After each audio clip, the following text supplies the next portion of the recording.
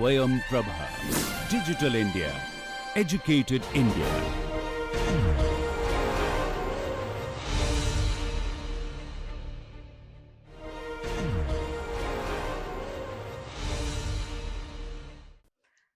Hello students. Today we are going to discuss the use of thermodynamic potentials in real systems. We have already asked a few questions about entropy, and we have already answered the first set of questions like can we estimate the change in entropy and how we use the concept of entropy in fabricating thermodynamic potentials that can predict the direction of spontaneous change and the condition of equilibrium. And therefore, now it is our turn to answer the final set of questions as to why don't we have that perfect heat engine?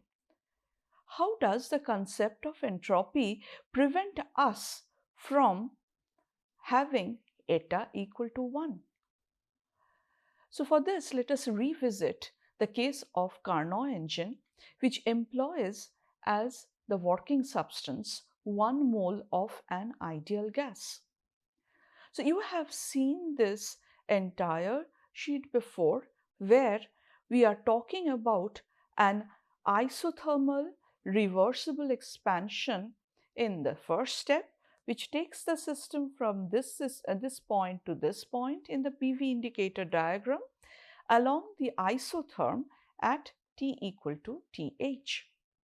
This is followed in the second step by an adiabatic expansion which takes the system from the state B to the state C, and then we have an isotherm taking the system from C to the point D, which has been represented here, and finally the system is restored back to its initial state along this adiabatic compression path, which is my fourth step in the cycle. And the question is, you could see that eta of this engine, that is equal to 1 plus QC by QH, where QC is the amount of heat absorbed at the isotherm TH and QH is the amount of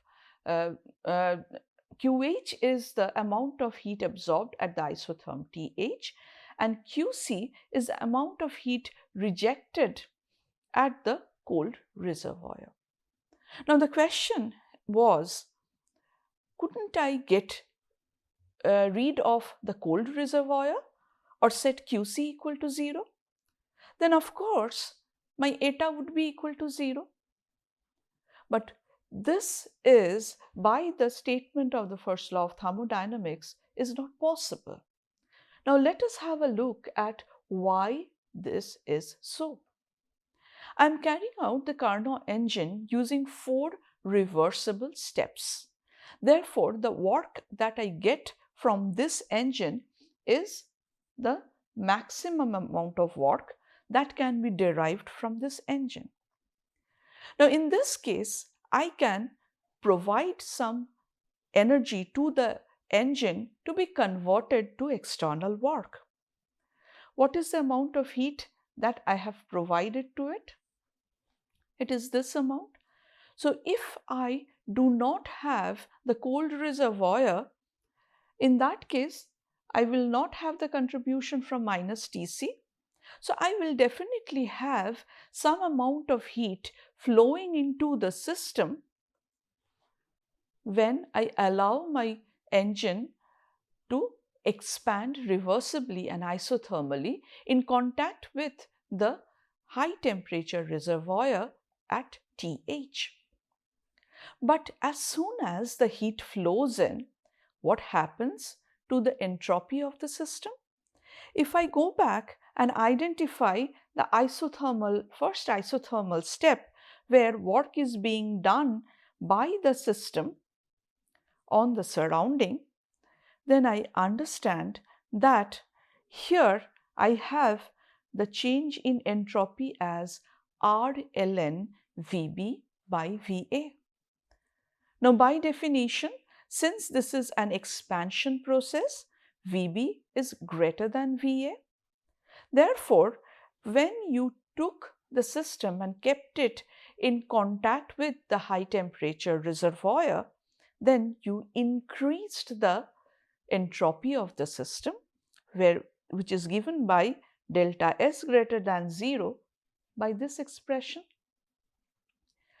Now, you have to bring the system back to its initial state. So please remember that this is the step. The step 1 is the one where you are supplying heat to the system and making it do some work on the surrounding. And here you are finding that in this process, you are increasing the entropy of the system. Now, if you want to perform this cycle, this engine in a cyclic manner, then you must have at the end of the cycle all state properties going back to 0. Therefore, when I carry out the work done by the Carnot engine, either by taking only the step 1 or the step 1 plus step 2, what I find is that there is, at the end of the first 2 steps, there is a net increase in the entropy of the system. Now, I will have to attach a second reservoir to the system to decrease this entropy. And how do I do it? The only way to decrease entropy would be to extract some heat from this system. Therefore, I would have to keep it in contact with a reservoir which is at a lower temperature, because heat flows only when I have a temperature difference. So, I will create an infinitesimal temperature difference between the system and a low temperature reservoir, such that in every infinitesimal step involved in the change in state from C to D in contact with the reservoir, some amount of heat flows out from the system to the surrounding. And now what I have is, all I have to do is restore the system in such a way that the internal energy is also going back to its initial state. Now, what does the internal energy depend on?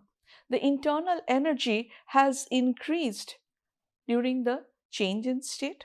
So I require the 4th step to decrease the internal energy to its initial value, and it is an ideal gas. Therefore, it will depend only on temperature. So now I'll have to bring the temperature back to its initial value of TH. So now you see that the first step was involved in increasing the entropy. The first step did not cause any change in internal energy, but the second step did so. So by the time we have reached C, we have not only increased U, we have also increased the entropy of the system. And therefore, if I want to bring the system back to its initial state so that I can make the system undergo doing the same work again and again, I must restore the values of U and S of the system at the end of the cycle. And that can be done only when you have restored the initial temperature, volume of the system. And for that, it is essential that you give out some heat and cool it down and heat it up by adiabatic compression. And therefore, both the steps 3 and 4 are necessary. Step 3 restores the change in entropy, and step 4 restores the change in internal energy such that over the entire cycle both these state functions do not undergo any net change. You can also see that for an isothermal process, we know that the amount of work done is equal to the decrease in Helmholtz free energy. So along each isotherm, I must be having minus of delta F equal to W reversible. And therefore, I can very easily write down the delta F values for the steps, isothermal steps 1 and 3 here. Obviously, you understand that if you want to find out what net delta F is, you will need to find out what delta F would be in the steps 2 and 4. And in this case, you must realize that for delta F2, you must have this condition that is delta of U minus Ts as you go from the state 1 to a state for the step 2 as you go from state B to C. If you find out the values involved in these two steps, you should be able to show that even along the entire cycle, delta F is equal to 0. Now, to argue even further, we can say, yes, okay, along an isotherm, I see that the system lost some Helmholtz free energy which was used to do the maximum amount of external work in the surrounding. So even if we are not supplying any heat, can't I devise a process by which the internal energy of the system itself will be used to do this work? But we cannot do that. As you see that when I have the definition of Helmholtz free energy, I have already noted that F is equal to U minus Ts. Therefore, when you have kept the system under an isothermal condition and you are extracting the maximum amount of work as reversible work from it, the reversible work is would be obtained at the cost of decreases in the system free energy. And what is the free energy? The free energy is where a part of the internal energy is now made unavailable for doing external work. And therefore, I would say that even if I don't want to supply any external source of thermal energy to the system, I cannot use up the entire part of the total energy content of the system under isothermal conditions, simply because under this condition, the maximum amount of work that can be extracted is equal to minus of delta F, where a part of U has been used to maintain the system under that constant condition, constant temperature condition. So let us now move to see how these thermodynamic potentials can be used in real systems using what are known as Maxwell's relations. These Maxwell's relations, there are 4 of them, and all 4 are derived by employing the 4 thermodynamic potentials that we have come across. And we will see how we can use a mnemonic to remember these Maxwell's relations.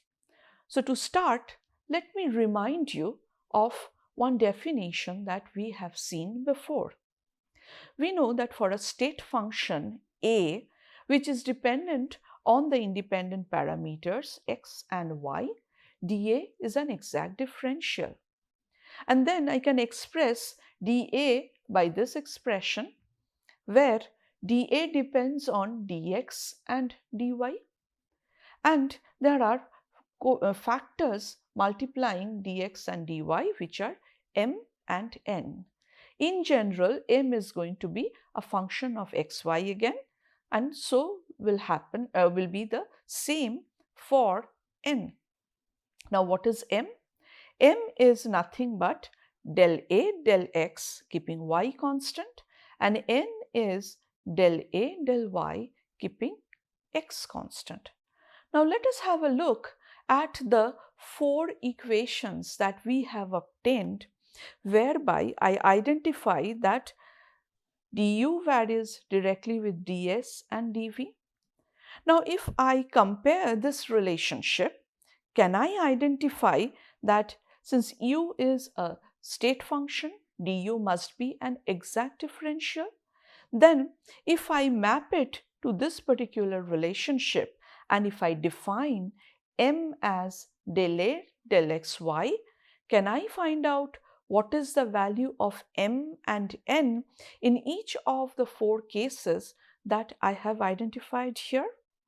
So I inspect the variables here. In place of dx, I have ds. In place of dy, I have dv. So what is the coefficient m which appears with ds? That is t. And therefore, in my case, I must be having m is equal to t and n is equal to minus p. Similarly, look at dh. dh is an exact differential which depends directly on ds and dp. The coefficient of ds is t. So if ds is equivalent to dx, then what is m? M is equal to t. And what is n? Which is del A del y x, which appears with the variation dy, that must be equal to v. Similarly, I find that for df, I have dx as dt, dy as dv. So what is m? M is equal to minus s. And what is n? N is equal to minus p. The next quantity that we have here is dg, where dx is dt and dy is dp. Therefore, what is m? M is the coefficient of dt here, so that must be minus s, and n is the coefficient of dp, and therefore this is plus v. So this is exactly what I have shown here.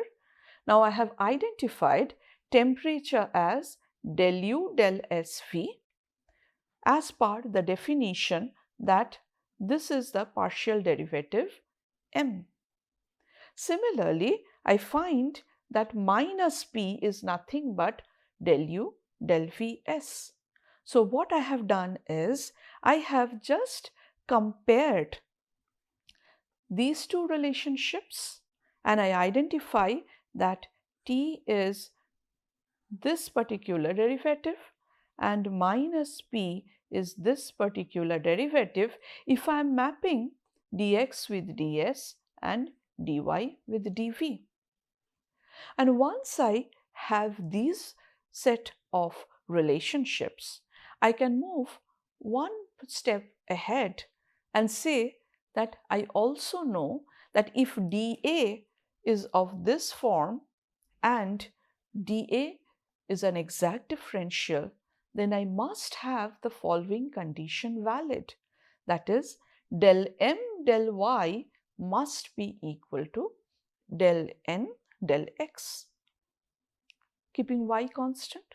Now let us go back and have a look at these four equations which are known as the thermodynamic equations of state and find out what I would get if I have to satisfy this condition that del m del y x is equal to del n del xy. Now let me find out from here, this is m and this is minus p is n. This is what we have already seen. Therefore, the first condition that I can write down is del m, that is del t, varying with v. So, del t del v, keeping s constant, that must be equal to now capital N, that is minus p. So, minus del p del s, keeping v constant. Similarly, if I look at the next set of variables, then this is my m and this is my n. This is my x dx and this is my dy. So, I will write this relationship as del t del p, keeping s constant, is equal to del v del s, keeping p constant. Similarly, when I go for the next set and I identify dt as dx and dv as dy, then I can write down that m is equal to minus s. So, minus del s del v t, that is going to be equal to what is n? N is equal to minus p. So, minus del p del t v. And finally, I have the fourth expression where once again this is my dx, this is my dy, this is my m and this is my n. So, in this case, what I am going to get is as follows. I have minus del s del p t, that is equal to del v del t p. Now, these are the four relationships that are known as the Maxwell's relation. As you see in the third one, the negative sign appears on both sides and therefore I can replace them by a positive sign on both sides. So, here is a list of the Maxwell's relations as we derive them from the four variations of the four energy functions that we have come across. Now, what is the utility here? As you see that whenever I am talking about a partial differential like this one, I can measure this value of this partial differential by designing an experiment when I keep the entropy and the number of particles constant. I vary the volume and note down the resultant change in temperature. Then this partial derivative can be evaluated from the slope of the curve that shows how temperature varies with volume under this condition. But dealing with entropy is difficult in the sense that you have to have a completely adiabatic system and measurements are going to be very difficult. Okay, but at least adiabatic systems can be fabricated. But if on the other hand, if you are interested in knowing how you can have an isochoric closed system and you can vary S and find out the resultant variation in P, this is going to be a very difficult experiment because in that case you need to find out under isochoric and constant number of particles what is S. You have to vary S at different values and then observe the corresponding changes in P, and then whatever this curve is, you can find out the slope of this curve. Now what happens is, how do you vary S as an independent value? That is experimentally very, very difficult. And therefore, as you would see in all the equations that I have shown here, it gets rid of entropy as an independent parameter to be varied in the experiment. Instead, what we get here is as follows. As you see here, instead of using entropy as an independent parameter, I will use pressure as an independent parameter under adiabatic conditions. Similarly, in these cases also, I am going to replace the task of measuring the change in entropy by the task of measuring the change in pressure with respect to temperature, as is the case here, or the change in volume as a function of temperature under isobaric condition. As you understand that this is much easy to measure under a given experimental condition, you have to just play around with the property of the reservoir, like changing the barostat or the thermostat. And these are the Maxwell's relations that one needs to remember when one is looking at the practical applications. And that's where I give the Maxwell relations I ask you to give them a sportive chance. So sportive, SPTV, if you draw them like this, then you say that, well, I can find out all the Maxwell's relations from this picture. And how do I do it? All I'll have to do is, I will start, let us consider the first relationship. What is the first term? That is T. So if I want to start from T, it would be del T del Vs. So I'm taking a horizontal route first and then a vertical route first. And this is going to be equal to del P del S V. So that is exactly what I have written here. But since I have taken a horizontal step as my first step, then I would say that this is going to have a negative sign, since my first step is a horizontal step.